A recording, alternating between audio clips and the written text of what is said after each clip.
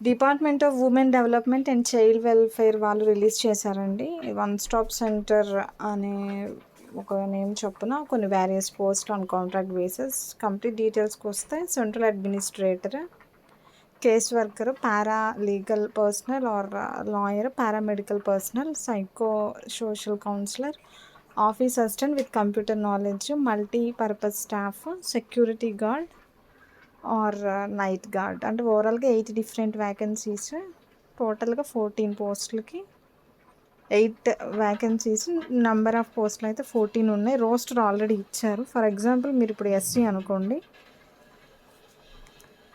దీనికి పోస్ట్కి సంబంధించి క్వాలిఫికేషన్ ఇక్కడ ఉంటుంది.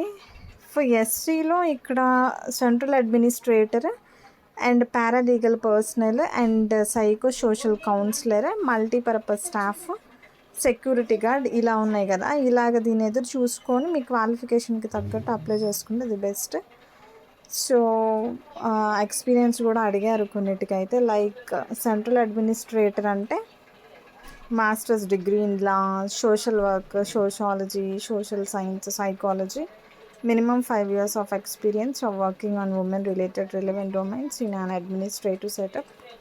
సో 5 years ఆఫ్ ఎక్స్పీరియన్స్ అడిగారు. అండ్ ప్రిఫరెన్స్ ఎవరికి ఇస్తారంటే 1 year of experience of counselling experience ఉన్న వాళ్ళకి ప్రిఫరెన్స్ ఇస్తారంట. సో కేస్ వర్కర్ అయితే నేమో బ్యాచిలర్స్ డిగ్రీ ఉండాలండి. Law or social work or sociology or social science or psychology, minimum 3 years work experience ఉండాలి.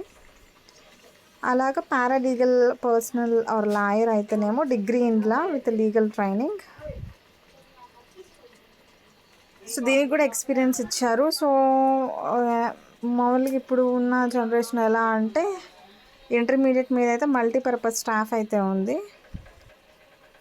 Office assistant with computer knowledge అయితే IT based ఉందండి. ఒకసారి చెక్ చేయండి notification through. And application form కూడా ఇచ్చారు. సో అలాంగ్ విత్ apgh.guntur.gov.in అనే సైట్లో వెళ్ళండి. And in case if you are interested apply చేయండి. Thank you. Have a nice day.